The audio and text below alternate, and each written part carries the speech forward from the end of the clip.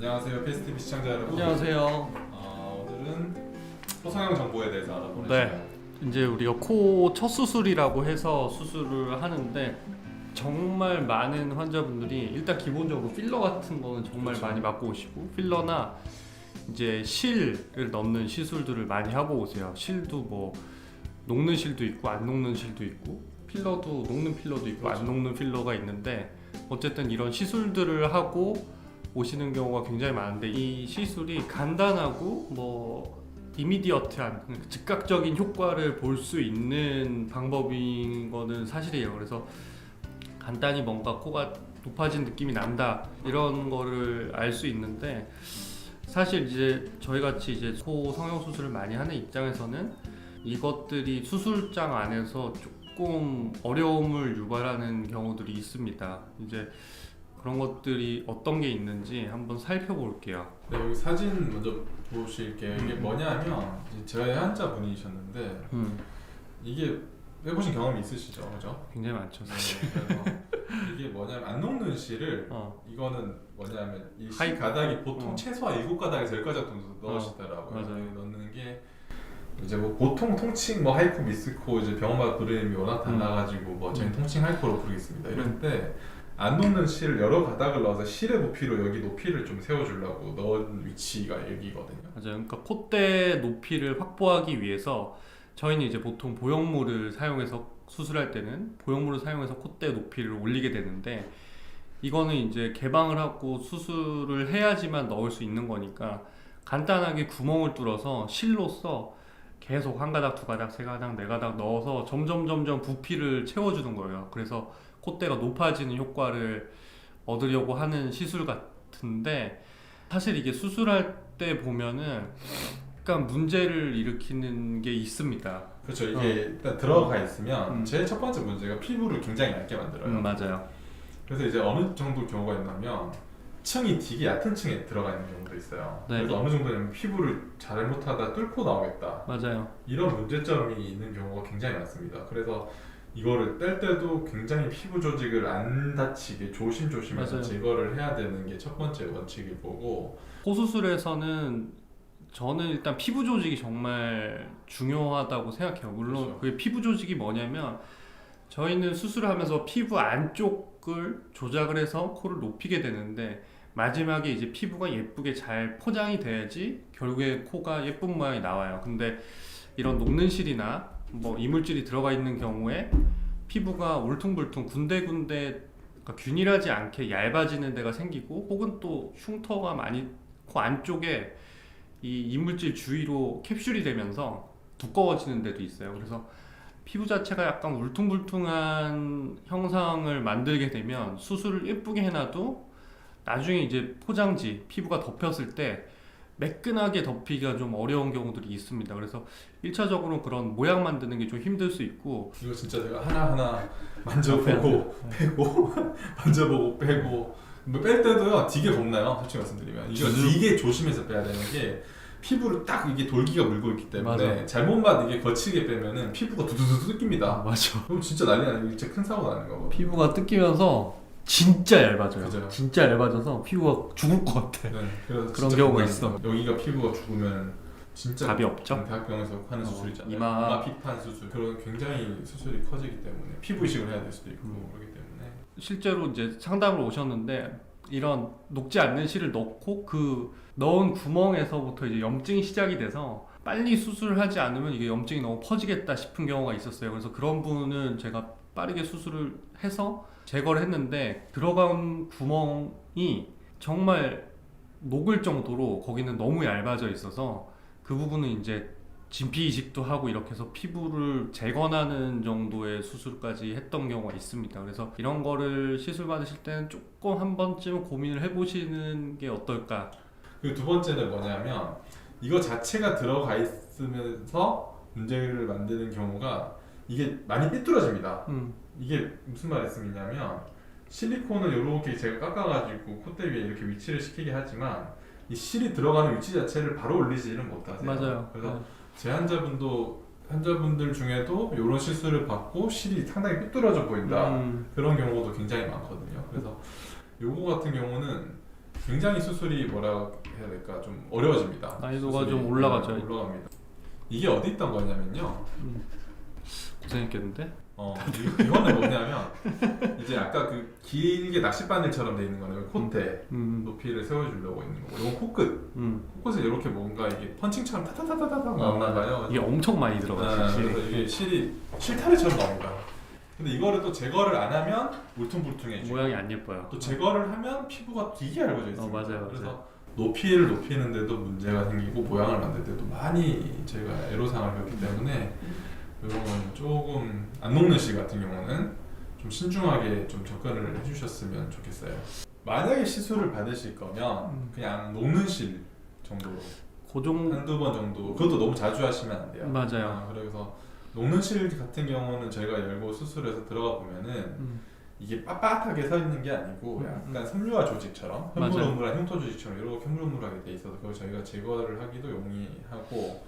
녹는 실은 뭐냐면 사실 우리가 실제 수술할 때 사용을 하는 실의 성분이에요. PDO라고 하는 성분인데 그 성분의 실을 조금 두껍게 사용해서 코를 높여주는 거예요. 그게 이 사진에서 보면 잘 보일지 모르겠지만 이 사진에 이런 돌기 같은 게 있죠. 이분은 이제 안 녹는 실을 사용한 경우인데, 녹는 실에도 마찬가지로 이렇게 돌기 같은 게 있어요. 그래서 실을 넣어서 당기면 이 돌기가 피부를 탁탁탁 걸고 올라오면서 코끝이 높아지는 효과예요. 근데 녹는 실은 이게 어쨌든 한 1년 정도 2년 정도 지나면서 흡수되면서 사라집니다.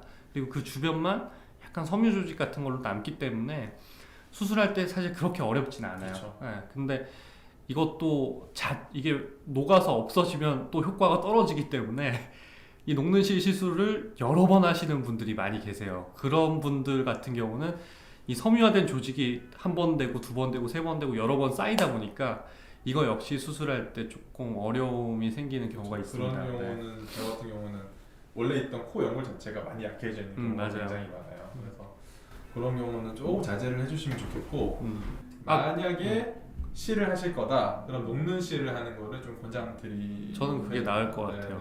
그리고 뭐 안 녹는 실을 하더라도 너무 많이 넣는 거는 좀 비추. 또 한 가지 얘기를 드리자면 이제 필러는 많이들 맞고 이제 상담을 받으러 오시는데, 정말 필러는 수술 전에 미리 녹이고 수술하는 게 결과 훨씬 좋습니다. 베스트입니다. 네, 왜 그러죠? 일단 저 같은 경우는 이렇게 설명을 어떻게 드리냐면은 필러를 없애는 방법이 두 가지가 있어요. 예를 들면 뭐 수술 중에 녹이는 방법, 시기적으로 수술 전에 녹이는 방법이 있다고 치면은 수술 중에 일단 녹이는 방법이 일단 어떻게 되냐면 이거를 필러를 긁어냅니다.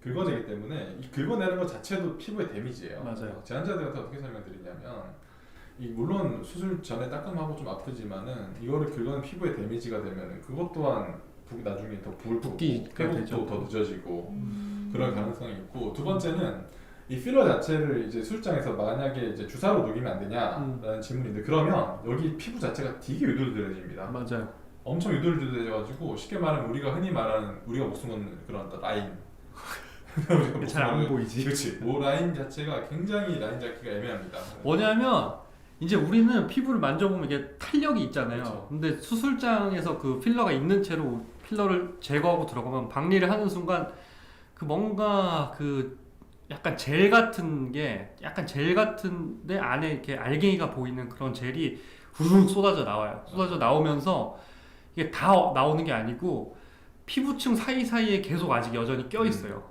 이게 이렇게 만졌을 때 이 탄력 있는 피부의 느낌이 아니고 그냥 흐물흐물한 피부의 느낌을 줘요. 그렇게 되면은 수술을 하고 저희가 이제 계속 예쁜지 이 라인이 예쁜지 계속 우리 수술하면서 보잖아요.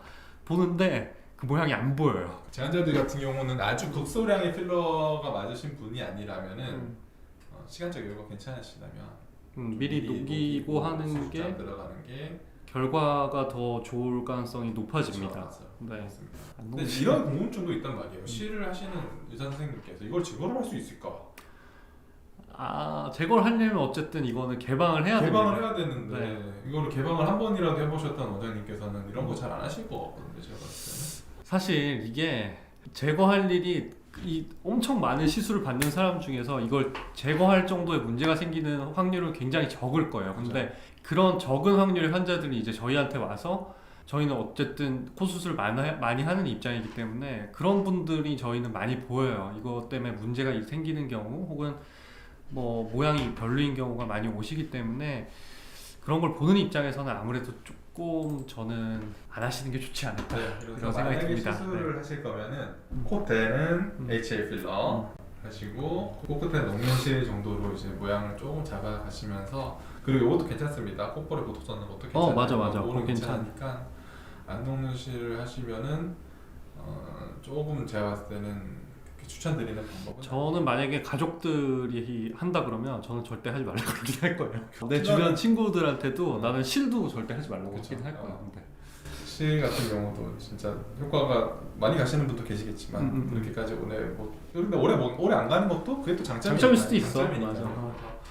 대신에 좀 안 녹는 실은 조금 지양을 해주셨으면 좋겠다. 효과나 기대치 얻는 득에 비해서 이제 안 좋은 게 생겼을 때 그게 커질 확률이 좀 너무 큰 것 같아요. 제가 봤을 때는. 문제가 생겼을 때 그 문제가 위험할 수 있다는 거죠. 네, 그래서 수술도 굉장히 어려워집니다. 오늘은 이제 코 시술에 대해서 어떤 거를 조심해야 되고 어떤 거를 좀 해도 괜찮은지에 대해 여쭤봤는데 사실 뭐 이게 뭐 코 실을 넣는 걸 꼭 하지 마세요 이런 건 아니에요 사실은. 네. 그런 건 아니고 저는 이거는 되게 사실 그냥 우리는 이제 수술을 하는 입장이기 때문에 그렇죠. 수술하는 입장에서 이것들을 봤을 때 어쨌든 이물질이잖아요. 이물질인 건 맞긴 맞아요. 그렇기 때문에 이게 조금 수술할 때 어려움, 약간 난이도가 올라가는 수술이 될 수 있다. 네, 올라가고 그래서 모양적인 거나 이런 어떤 수술적에서 제한이 올 가능성이 좀 있는 시술이기 때문에 이런 거를 하기 전에 나는 나중에 코 수술을 하지 않을까라는 생각이 있다면 조금 한 번 더 고민을 해봐도 될 것 같고 코 성형 전에 좀 지양했으면 하는 시술, 안 녹는 안 녹는 필러에 대해서 좀 알아봤습니다. 궁금한 거 있으시면 댓글 남겨주시면 저희가 그런 거에 대해서 또 답변도 해드리고 하겠습니다. 오늘은 여기까지. 끝!